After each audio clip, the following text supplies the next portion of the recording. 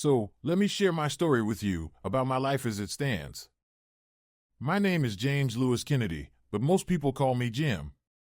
I come from a mix of Scottish and Irish heritage, and I pride myself on being intelligent and determined.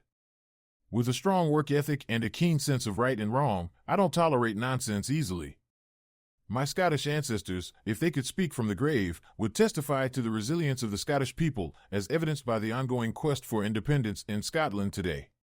My late father was a man who abhorred foolishness, and his teachings still resonate with me. My mother resides in Arizona, enjoying a life away from the harsh weather of upstate New York, alongside her sister who is also a widow. We speak weekly, but my younger brother and older sister have their own families and are scattered across the country, leading busy lives. Now, let's get to the heart of my current predicament. A few months ago, I made a startling discovery about my charming wife of 9 years, Laura Grofsner.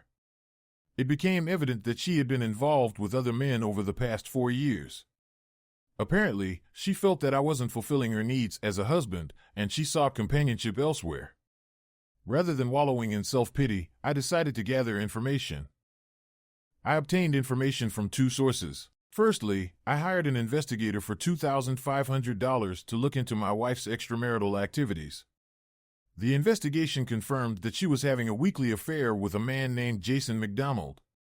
They rendezvoused at hotels, houses listed by my wife in her real estate business, and his apartment on the outskirts of downtown Albany, where we reside as it's the capital of New York. Secondly, I sought legal advice from a family law expert, Leanne Miller, who informed me that I would likely face financial repercussions in a divorce. This is due to our 2 children, Thomas aged 7 and Rebecca aged 5, and the court's tendency to favor mothers in custody battles. Unfortunately, even if the mother is unfaithful, the courts still tend to grant custody to them. Judges in New York are biased towards mothers, and it's challenging for fathers to obtain custody unless extreme circumstances are present. Despite being a successful corporate lawyer, my abilities as a father may not be adequately considered in court proceedings, given the prevailing bias. My wife works as a real estate agent, specializing in commercial and high-end residential properties. While she may not fit the stereotype of a crack whore prostitute, the reality is that the court system is heavily skewed in her favor, leaving me feeling disadvantaged in this situation. Don't misunderstand me. I believe that mothers are generally excellent caregivers for children. However, fathers who genuinely love their children are equally capable of raising them. After all, they are my children too.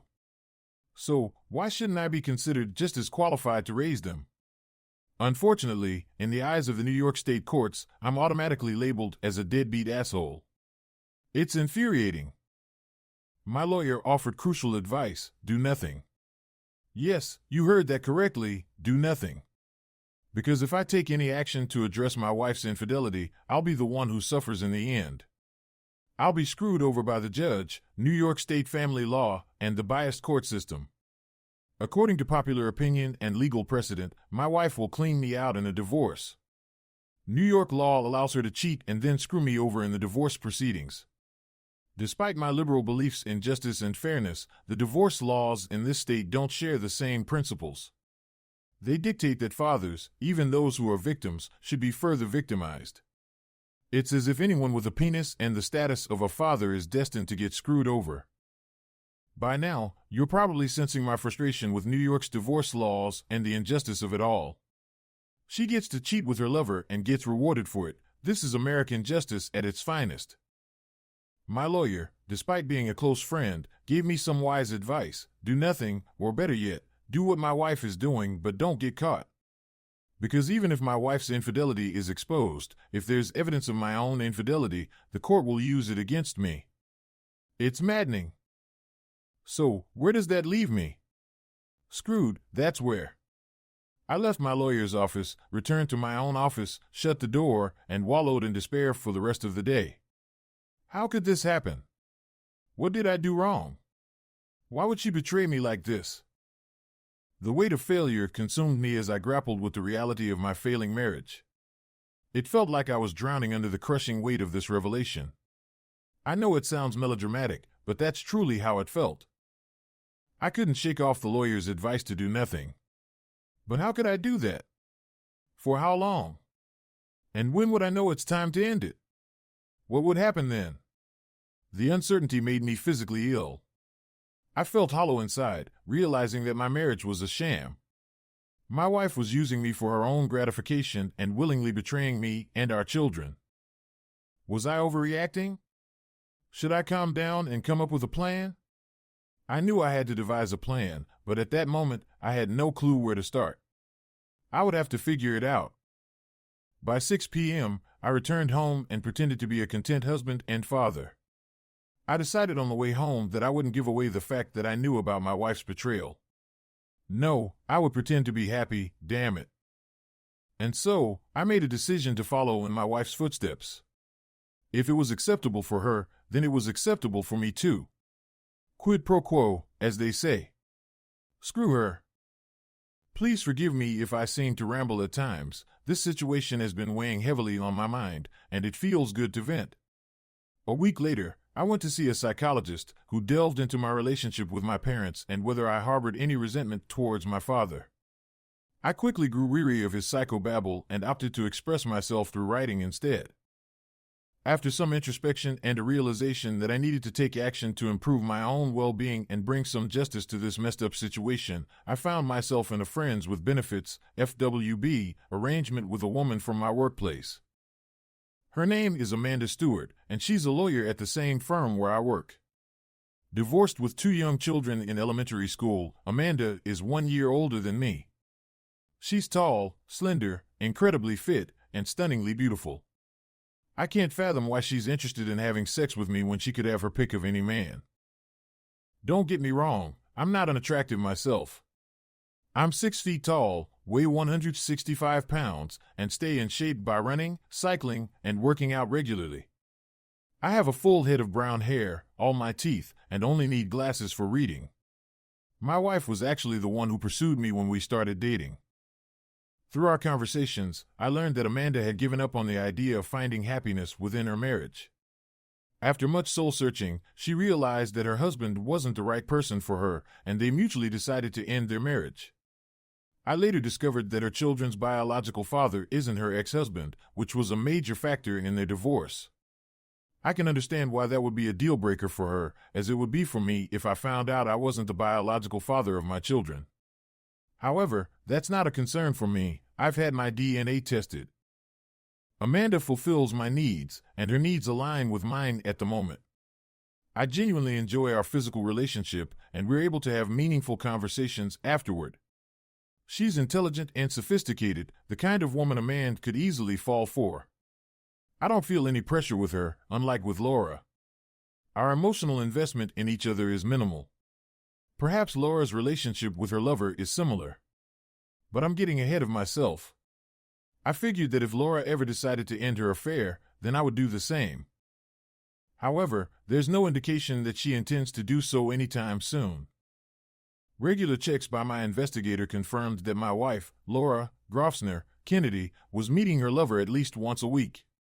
Concerned about potential STDs, I decided to get tested periodically to ensure I wasn't exposed to any risks. Fortunately, the tests always came back negative. Maybe her boyfriend used protection, or perhaps he was simply clean. Regardless, I made a mental note to undergo testing every 3 months as a precaution. Amanda and I always practiced safe sex by using condoms.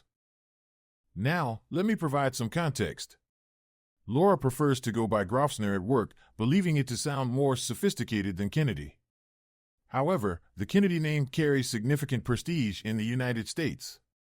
On the other hand, Grofsner has deep roots in England, which Laura considers more aristocratic and appealing to high-end clients. Both Laura and I are 34 years old, residing in Albany's Pine Hills neighborhood.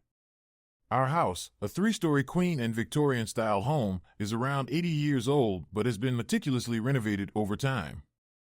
It offers ample space with 5 bedrooms, 6 bathrooms, and storage areas in the basement and 3rd floor. Despite our busy lives with children and careers, our domestic life appears normal on the surface. However, I began noticing subtle changes that hinted at Laura's extramarital affair. Despite her adeptness at concealing it, small details gradually accumulated, leading me to suspect her infidelity. She returned home from a rendezvous seemingly unchanged, seamlessly transitioning into our routine of family dinners and mundane discussions. Perhaps the absence of excitement in our marriage was the catalyst for her seeking adventure elsewhere. Everything seemed fine until I stumbled upon her second cell phone. I was rummaging through her handbag in search of her car keys to move her car, which was blocking the garage door. There it was, turned off. I powered it on, but it was locked with a 6-digit code. After a few failed attempts, I realized I risked being locked out, so I discreetly returned it to her bag. The discovery nagged at me for days. Why did she need a second phone? Every scenario I envisioned pointed to her hiding something. It consumed my thoughts as I scrutinized every aspect of our lives, trying to decipher her motives. I opted not to confront her, but to gather more information, hence involving the investigator. What I learned confirmed my worst suspicions. Laura craved excitement, but not from me. Instead of seeking change within our routine, she found it in an affair. How do I handle this? I pondered solutions, striving for a logical, unemotional approach, but my concern for our children clouded my judgment. Confronting Laura risked escalating to a messy divorce battle, with lawyers profiting while our family suffered. Doing nothing, as my lawyer advised, left me stewing in self-doubt and uncertainty about my role in her infidelity. I questioned my shortcomings, whether I neglected her or failed to satisfy her needs. Amidst the turmoil, I realized I needed to take action, though the exact steps eluded me at the time. Nonetheless, I resolved to address the situation with a renewed effort. I typically aim to work out 2 or 3 times a week, but given the heightened stress I've been facing, I felt the need to step up my exercise routine. So, I've been running more frequently than before. I wake up at 5 a.m., put on my running shoes, and hit the trails in my neighborhood. Over the past 2 months, I've managed to shed about 8 pounds and trim 2 inches off my waistline. Additionally, I've been utilizing the gym conveniently located next to my office. Twice a week, I head there to use the weight room. I consulted with a trainer initially to ensure I didn't overexert myself with heavy weights right from the start. I began with lighter weights and have gradually progressed to more challenging ones, gradually noticing an improvement in my upper body strength. If my wife found me unattractive now, I was determined to enhance my appeal. By focusing on my physical fitness, I hoped to convey my desire to be noticed. It was a message of "look at me, I'm fit and desirable, with 6-pack abs," or something along those lines. I attempted to arrange romantic dinners for just the 2 of us, but her incessantly buzzing and beeping cell phone constantly interrupted the mood. I tried indulging her with sensual massages in bed, complete with warm oil, candles, soft music, and wine, only to be thwarted by the persistent interruptions from her phone. Even when I attempted to turn it off, she objected, fearing she might miss an important call or email from a client. Every effort I made seemed to end in disappointment. Eventually, we settled into a new routine, but even that became mundane and unfulfilling, at least for me. I questioned the point of it all. Laura and I were both keeping secrets from each other. She was involved with Jason, while I embarked on a revenge affair with a woman who had a history of infidelity. Any notion of occupying the moral high ground was now shattered. I was just as guilty as she was. Yet, somehow, it felt justified. Months later, after a conversation with Amanda following a passionate afternoon together, it became evident that our arrangement was purely physical and not intended for the long term. Although we cared for each other in our own way, we both understood the boundaries of our relationship and agreed not to complicate our lives further. Or so I thought. 6 months later. So, things have been pretty much the same for the last few months. I've had the investigative agency continue to periodically check on Laura's activities every 2 or 3 months, confirming she's still seeing her lover once or twice a week. With that knowledge in mind, I decided not to rush into ending my affair with Amanda. In fact, over the past few months, Amanda and I have grown closer, to the point where she met my kids and I met hers. I'll get back to that in a minute. During dinner with the kids on a Thursday night, Laura mentioned she was attending a convention in Las Vegas for a week. Supposedly, it was a national realtors event aimed at sharing industry information, discussing updates in laws affecting real estate, and brainstorming better sales strategies. In reality, it was a fancy resort party week with little work involved. I knew this convention would be no different, so I saw it as an opportunity to shake things up. This convention happened to coincide with the spring school break, and we had discussed taking the kids to Disney World in Florida. However, Laura conveniently forgot about it when the convention popped up on her calendar. My frustration with Laura's increasing selfishness and disregard for our family surfaced. I thought we agreed to take the kids to Disney World this year, my expression clearly conveying my displeasure at her decision to go to Las Vegas instead. This convention is important to me, Jim. Besides, Becca is still too small for some of the rides, and if she can't do everything Thomas does, it'll lead to a fight, she retorted with a sigh and eye roll. We can manage Becca. She's smart and understands safety. I don't understand why you're putting another convention ahead of our family, I countered. The company wants me there, flights and hotels are booked. I'm going, end of discussion, she replied firmly. The rest of the evening was quiet. After putting the kids to bed, I took a long shower, my mind racing with thoughts. I didn't sleep well that night, but I did come up with an idea for what I saw as justice. A couple of days later, I discussed with Amanda the idea of us taking both our kids to Disney World for a short holiday. I didn't mention it to Laura. After discussing logistics, Amanda and I agreed to go through with it. So, we arranged flights and resort accommodations with a few phone calls, and as soon as Laura left for the airport, I began packing up the kids. Their excitement was beyond words. I instructed them to keep our trip a secret from Mom for now, and they eagerly agreed with bright smiles. The day after Laura headed off to enjoy her Vegas convention, Amanda and I, along with our 4 kids, boarded a plane bound for Orlando. Thankfully, there was a non-stop flight that took just under 3 hours, and by mid-afternoon, we were soaking up the warm sun while the kids splashed around in the pool. This trip marked a significant departure from Amanda and my usual interactions, which had primarily revolved around casual sex.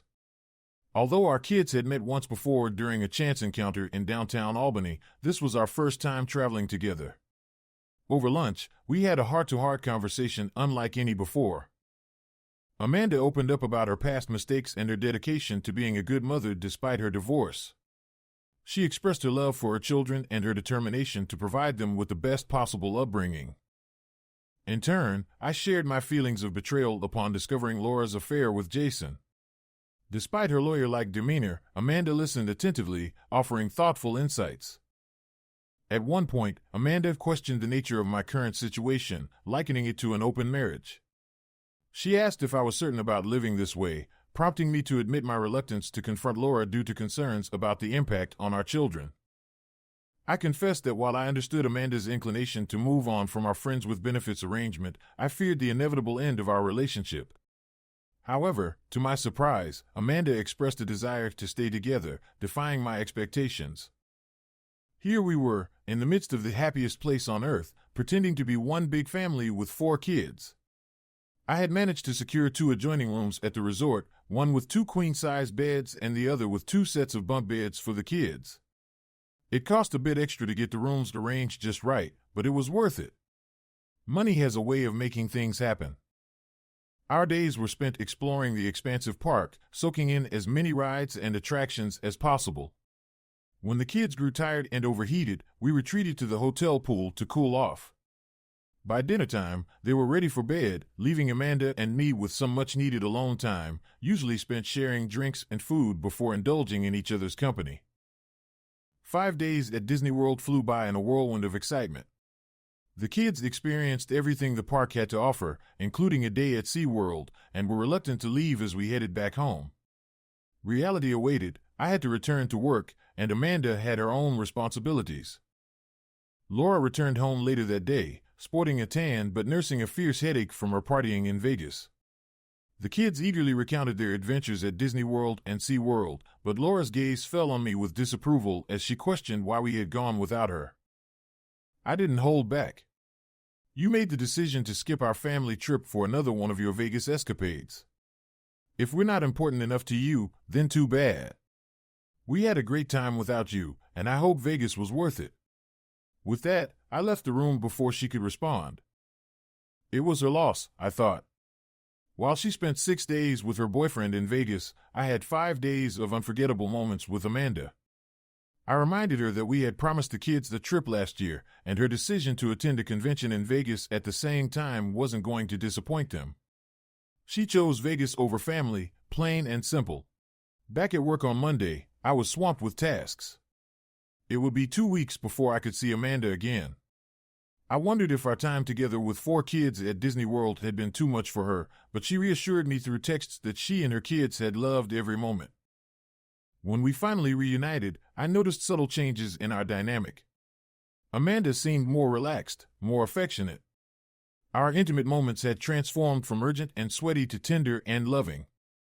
Even in our conversations, she began calling me sweetheart and honey. Meanwhile, Laura's routine remained unchanged according to the investigator's latest report. She was still seeing her lover regularly. With that in mind, I decided to stick to our established arrangement. Let me clarify something. Despite the strained dynamics in our relationship, I still engaged in intimacy with Laura. We had a set routine of Saturday nights, but it seemed like she always found reasons to avoid it. Whether it was inviting guests over or claiming exhaustion, our physical connection dwindled to almost nothing. We barely had sex once a month, if at all. I tried to play the understanding husband, but deep down, my patience wore thin. Laura initiated this path, and I became adept at navigating its challenges. Fast forward 8 months.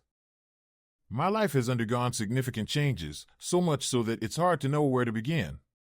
The first major change was Laura dropping the bombshell that she was pregnant about 7 months ago, roughly a month after the Vegas convention. Given the minimal intimacy between us leading up to her pregnancy, I highly doubt I'm the father. My plan is to wait until the child is born and then conduct a DNA test, which the local lab can provide results for within 24 hours. Currently, Laura is heavily pregnant and has significantly reduced her work hours. Despite this, she continues to see her boyfriend weekly. If the DNA test confirms my suspicions, I hope he'll accommodate Laura and their baby in his 1-bedroom apartment. After Laura's pregnancy revelation, I consulted my lawyer to explore my options. Establishing parentage through a DNA test is crucial to avoid being legally responsible for child support. New York law assumes any child born during a marriage is the couple's offspring unless proven otherwise. Therefore, a DNA test post-birth is a top priority for me. My lawyer also suggested additional measures to take once the child is born and parentage is confirmed, but I'll delve into that later. Now, about Laura. I'm in deep trouble. I'm almost certain I got pregnant during the Vegas convention. There was a guy I've seen at other events whom I'd wanted to hook up with before, but never had the nerve to. This year, fueled by alcohol and poor judgment, I went for it. For 3 days. It was a colossal mistake, compounded by my earlier negligence in refilling my birth control prescription last month. I assumed it would take longer than 3 months to conceive without the pill, but as luck would have it, I'm part of the rare exception. When the baby arrives, it'll be glaringly obvious to Jim and everyone else that he's not the father. What do I do now? My husband will likely reject me and kick me out. I may deserve it, but we're still a family, and I deserve some consideration. I'll fight for my kids and resort to threats if necessary. I want us to remain a family. If I can persuade Jim to forgive me and accept this baby as his own, like our other kids, maybe we can move forward. Maybe. Should I come clean now or wait? A few days after returning from the convention, Jim and I had sex.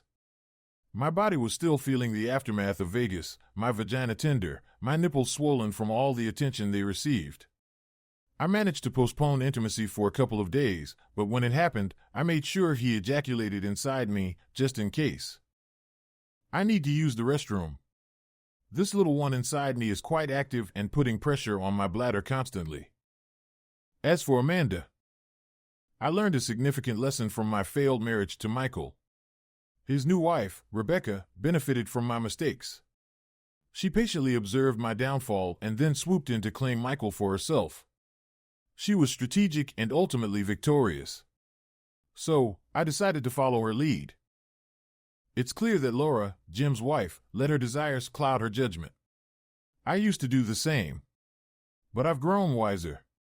I resolved to wait for the right moment to make my move. I longed for a husband, someone I could be faithful to, Jim embodied everything I desired in a partner. His loyalty to those who reciprocated loyalty was admirable, and he prioritized his duty to his children. Perhaps it's his Scottish and Irish heritage. Regardless, I patiently observed if Laura's actions would jeopardize their marriage. And now, the time has come. You may criticize my past, and that's understandable. But I've learned from my mistakes, and I genuinely seek a fresh start with a man I can be a true wife to. I'm not claiming to be flawless now, far from it. But I've changed. After getting to know Jim last year and witnessing his character, I knew he could be the one. The trip to Disney World with our combined kids served as the catalyst for me to formulate a plan. In reality, I didn't need to do much. I simply waited, subtly expressing my feelings for Jim and preparing for the next step. My kids were already asking if Jim's kids would be their new siblings and if Jim would be their dad.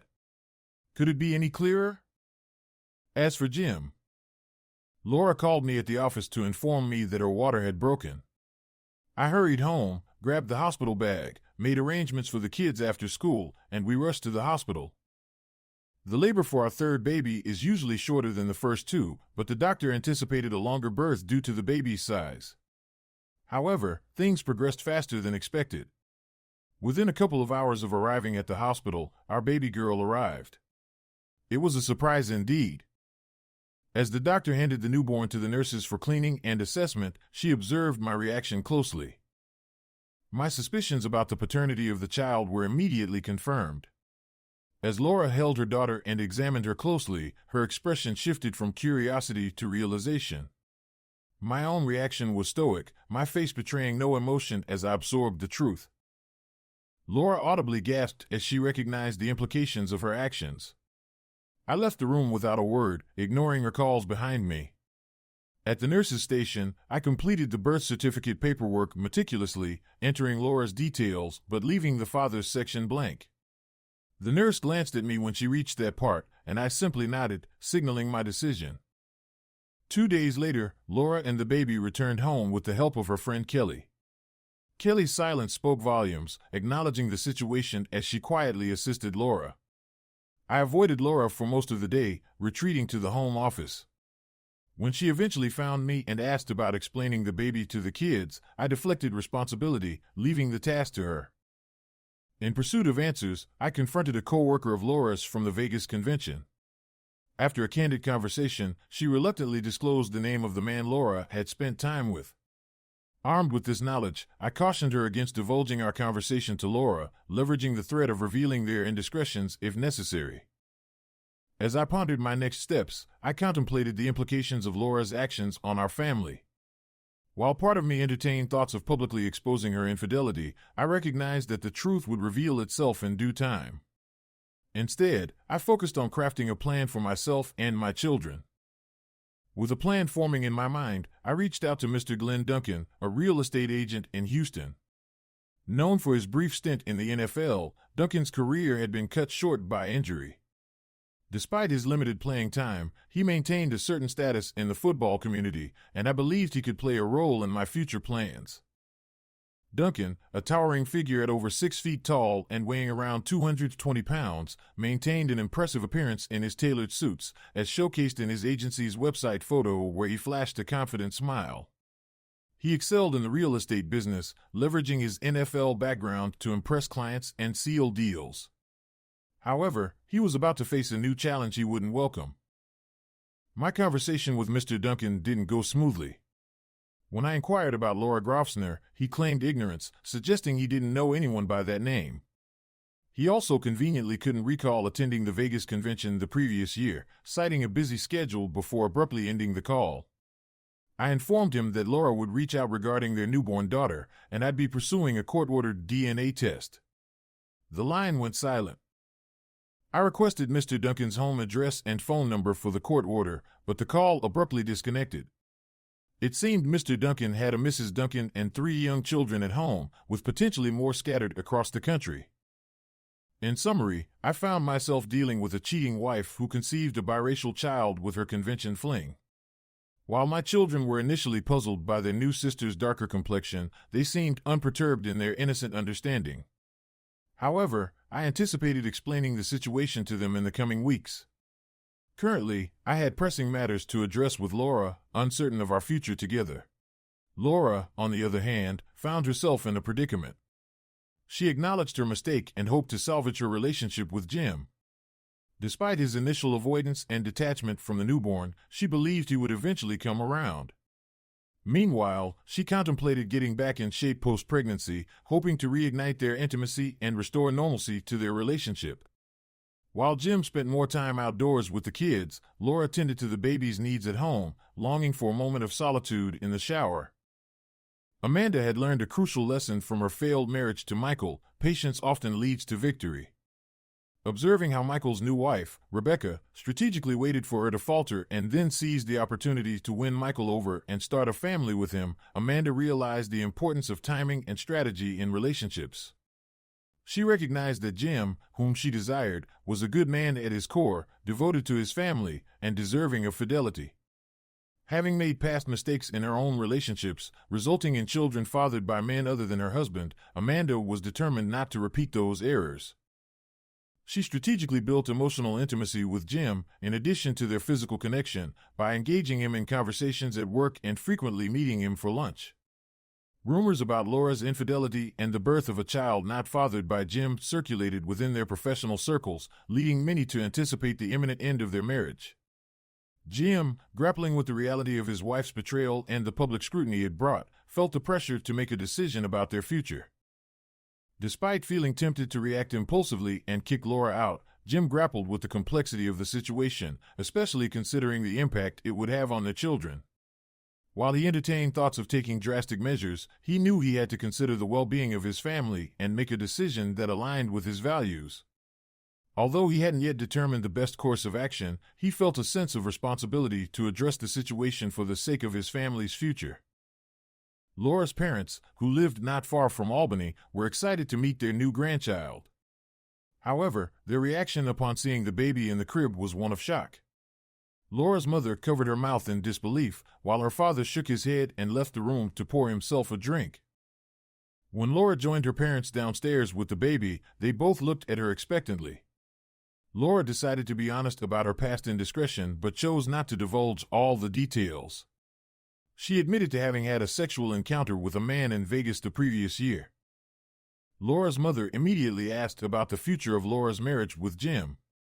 Laura, feeling uncertain, explained that Jim had been distant since the baby was born, spending more time with the kids and moving to a spare bedroom. Her mother expressed disappointment, questioning how Laura could make such a mistake. Laura reflected on whether Jim would ask her to leave, knowing that her infidelity was plain to see and had strained their relationship. Reflecting on her brief affair with Glenn during a conference, Laura acknowledged her lapse in judgment fueled by alcohol. She admitted enjoying the attention and physical pleasure but felt remorse for betraying Jim and their family. When I arrived home, the kids excitedly shared their recent trip to Disney World in Florida. I mentioned to Jim that I had wanted to experience Disney World with the family, but he responded coldly, implying that I needed to be more present for such family activities. Feeling lost and hungover, I grappled with the realization that I may have made a serious mistake in Vegas with Glenn. Alcohol and desire clouded my judgment, leading me to spend several days with him. Despite his inflated ego, Glenn's physical presence left an impression on me. Returning home, I felt an urgent need to reconnect with Jim through physical intimacy, hoping it would mend the growing divide between us. However, our lack of intimacy had been affecting our family life for some time, and I recognized the need to prioritize spending quality time together. A few weeks later, I experienced symptoms indicating I might be pregnant. Despite considering abortion, I silently hoped the child would be Jim's, but it turned out not to be. Jim, grappling with the situation, contemplated seeking legal advice to navigate the challenges ahead. Despite initial thoughts of divorce, he recognized the complexities involved in raising a child who was clearly not his own. His concern was not about race, but about his wife's infidelity and the impact on their family. My lawyer inquired about DNA tests, which I had already completed and provided the results. Additionally, I shared the information my investigator had gathered about the child's father, along with pictures.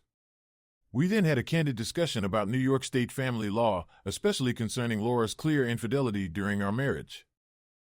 Expressing my priority as being my 2 children, I asserted my desire for full custody and willingness to take drastic measures to achieve it. I was ready to argue that Laura was an unfit mother, backed by evidence collected by my investigator, and advocate for custody in my favor. Financially stable, I could afford to fight this battle and hire a part-time nanny for after-school care. There were legal precedents supporting my case, including retaining ownership of the house and offering Laura half its value. Staying in the house provided stability for the children and allowed them to remain in the same school, with after-school care arrangements already in place. I didn't broach the topic of child support from Laura. My main goal was for her to leave with her baby. To initiate this process, my lawyer suggested starting with a formal separation agreement, SA. For those unfamiliar, an SA is a legally binding document serving as a precursor to divorce, providing couples with a period to assess their marriage. In reality, many SAs become the blueprint for divorce proceedings, as few couples reconcile. However, I questioned the necessity of an SA, viewing it as merely delaying the inevitable. My lawyers saw the SA as an opportunity to gauge if the child's father would acknowledge paternity and offer financial support. Additionally, it would facilitate Laura's departure from the house, allowing the children and me to adjust to living independently. I was willing to grant Laura visitation rights, though managing her baby and our children alone every other weekend might prove challenging for her. Over the past couple of years, Laura had delegated most parenting responsibilities to me while focusing on her job and activities with Jason. Our family time dwindled as she prioritized work and social engagements, leaving me to handle most parental duties. Since the birth of her baby, Laura and I had barely communicated. Taking matters into my own hands on a Friday night about a month later, I confronted her, signaling the need for a serious conversation. Her expression said it all, a mixture of shock and realization that this conversation wouldn't end well for her. I could tell she hoped delaying discussing her infidelity and the baby would somehow make me overlook the fact she had another man's child. Pouring her a glass of wine and opting for ice water myself, I placed a manila envelope on the table, her gaze fixated on it as she took a sip. Motioning towards the envelope, she asked slowly, "What do you have there, Jim?" Cutting straight to the point, I replied, "This is a separation agreement my lawyer prepared. It's time for us to consider our future. Our marriage is clearly in trouble. You're not the woman I want as my wife, and evidently, I'm not the man you want as your husband. For both our sakes, we need space to reassess." Laura's eyes widened, her hands trembling as she took another gulp of wine. Continuing, I explained, "The agreement stipulates that I stay with the kids, and you and the baby move out. You have a month to find a new place and take whatever furniture you need. You can spend as much time with the kids as you want, but they'll live with me. I've arranged for a part-time nanny for after-school care and adjusted my work schedule to be more flexible." Laura appeared stunned, needing time to process her options. "Jim, why do you want us to leave?" My expression hardened. "Let's be real, Laura. You cheated and got pregnant. I won't tolerate that disrespect. You've been unfaithful for years, and it ends now. You have 30 days to pack, find a place, and leave with your child." Although I wanted to unleash my frustration, I knew remaining calm was crucial for my kids. Pushing the envelope towards her, I added, "Here's the agreement. Get a lawyer to review it. But understand, I won't recognize your baby as mine." I stood up from the table and left the room, leaving the house in silence. Over the next month, I tried to maintain a sense of normalcy despite the impending departure of my wife and her baby. Laura found a 2-bedroom apartment near her office during her maternity leave, and I reminded her of the approaching deadline outlined in the separation agreement, SA. We discussed what she would take from the house to furnish her new place, and I made notes of changes to make once she moved out. During this time, I kept my relationship with Amanda separate from Laura, unsure if Laura even knew about Amanda. Amanda and I spent time together a few times a week, often with our kids on weekends, enjoying outdoor activities.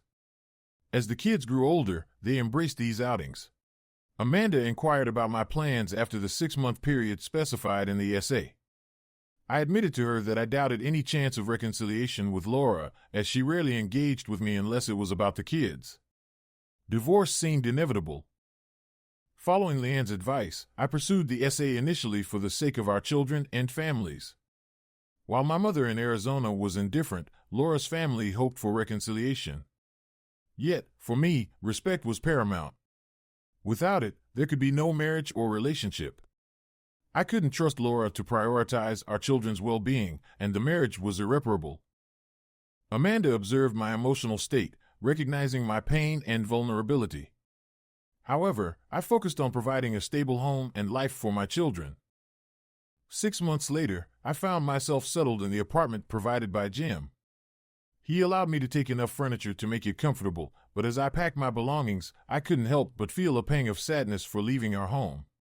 Reflecting on my mistakes, I lamented the cost of my actions on my family, home, and the life I once envisioned. If only I had exercised better judgment and restraint, perhaps I could have avoided this outcome. Currently, I find myself in a 2-bedroom apartment, navigating life as an almost single mother with limited time for socializing. It's been months since I've had any sexual activity. Returning to work next week means arranging daycare for the baby. My family's calls have dwindled, and colleagues at the office give me strange looks. Shedding post-pregnancy weight hasn't been as quick as I'd hoped, and finances are tight. Downsizing from a leased Mercedes to a VW was necessary, while Jim continues driving his Subaru, a reminder of stability. Divorce papers are anticipated soon, as the separation agreement nears its end. Jim's reluctance to forgive and reconcile has become evident, as he remained distant during our last encounter when dropping off the kids. His emphasis on respect is now clearer to me, albeit belatedly. As for me, it's time to take action. Jim, now divorced, effortlessly navigates single parenthood while excelling in his career as a lawyer specializing in business and tax law. Despite finding it dull, the job pays well and allows him to work from home, ensuring he's present for his children's daily routines and activities. Meanwhile, my interest lies in pursuing a relationship with Jim. His organized approach to life, coupled with his commitment to his children, makes him an attractive partner. We've been spending more time together, even incorporating family activities with my kids. Reflecting on past mistakes with Michael, I recognize the importance of prioritizing commitment and honesty in relationships. My past choices, driven by a sense of entitlement, led to regret and missed opportunities. Now, with Jim's newfound freedom, I aim to build a meaningful connection while navigating the complexities of our situation. Laura's time with the kids has dwindled as she juggles her newborn and her real estate job, leaving me to fill the gaps with outdoor activities. Amanda and her children often join us, blurring the lines of our family dynamic. Meanwhile, Amanda experiences telltale signs of pregnancy, leading to anxious thoughts about her relationship with Jim. After purchasing a test kit, she anxiously waits to take the test at home, recognizing the potential impact on her future with Jim. On the other hand, Laura finds herself craving intimacy and considers reaching out to Jim, despite his distant behavior. Her former lover, Jason, is no longer an option, leaving her frustrated and longing for connection. With little time for a social life outside of work and childcare, Laura contemplates approaching Jim in a neutral setting to discuss their relationship.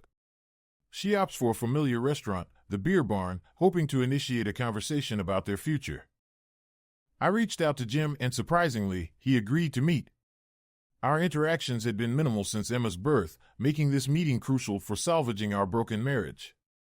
Despite the finalized paperwork, I still held on to hope as long as our children remained a common link and I still relied on him.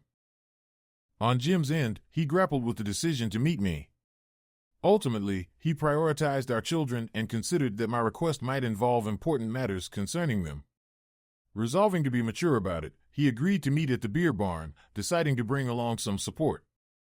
Arriving at the Beer Barn, I spotted Jim already seated with another woman, a blonde who was holding hands with him. My heart sank. Introductions were awkward as I hadn't anticipated another person being present. Jim introduced her as Amanda, observing her silent yet piercing gaze. Jim took charge of the situation, ordering drinks and food for us all. As we settled in, he prompted me to share the purpose of our meeting. Despite my attempts to fabricate a reason, I stumbled over my words, discussing plans for the children in the coming months and agreeing to Jim's suggestions, feeling defeated. Noticing Amanda's pregnancy when she removed her sweater, I realized the gravity of the situation. Jim informed me that he was selling the house as he and Amanda were moving in together, seeking a home better suited to their needs. Jim's announcement hit me like a sledgehammer, shattering any lingering hope of salvaging my marriage.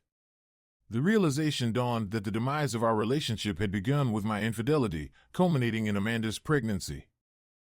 Feeling numb, I excused myself from the table, desperately wishing for an escape as I left the restaurant in a haze. In my foggy state, I forgot about my parked car nearby, adding to my frustration. 1 year later. With our new home set up to accommodate all the children, life has settled into a busy routine. Jim insisted on a proper marriage before the birth of our baby, and now we're happily married. Despite the exhaustion from managing the household and work, I prioritize intimacy with Jim, often making love and feeling closer than ever. Reflecting on my past mistakes, I've learned the value of respect and dedication in a marriage. I'm grateful for the happiness I've found with Jim, who is a devoted father and partner. It's a far cry from where I was 3 years ago, and I cherish every moment of our newfound happiness. Thanks for watching. Subscribe to the channel not to miss new videos.